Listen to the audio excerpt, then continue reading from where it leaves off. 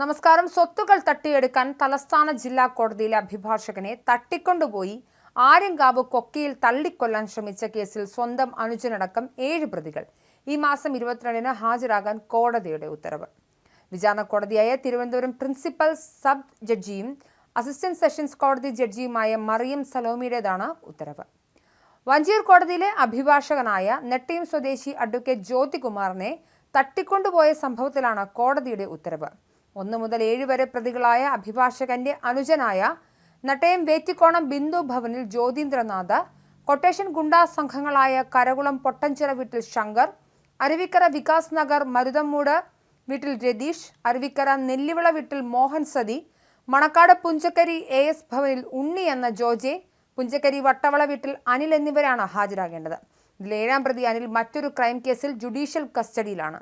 ഇയാളെ ഹാജരാക്കാൻ ജില്ലാ ജയിൽ സൂപ്രണ്ടിന് കോടതി പ്രൊഡക്ഷൻ വാറണ്ട് അയക്കുകയും ചെയ്തു.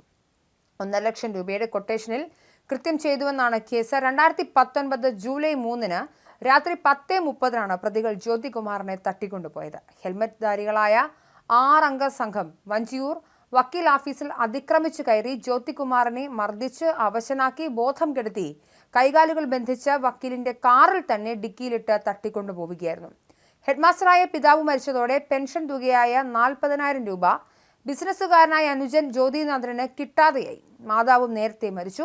അവിവാഹിതനായ ജ്യേഷ്ഠൻ സ്വത്തുക്കൾ ബന്ധുക്കൾക്ക് നൽകുമോ എന്ന പേടിയിൽ മർദ്ദിച്ച് അവശനാക്കി കൈകാലുകൾ ബന്ധിച്ച സയനൈഡ് പൊടി നൽകി ആദ്യം അരുവിക്കര ഡാമിൽ തള്ളാൻ ശ്രമിച്ചു. വാച്ചർ ശ്രദ്ധിക്കുന്നുവെന്ന സംശയത്തിൽ അർദ്ധരാത്രി ആര്യങ്കാവ് വനമേഖലയിലെത്തി കഴുത്തു മുറുക്കി മരിച്ചുവെന്ന് കരുതി കൊക്കയിൽ തള്ളിയെന്നാണ് കേസ്.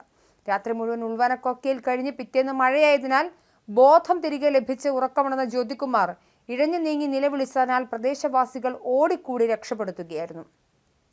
2019 ആഗസ്റ്റ് 8-നാണ് സഹോദരനടക്കം 6 പേർ അറസ്റ്റിലായത്.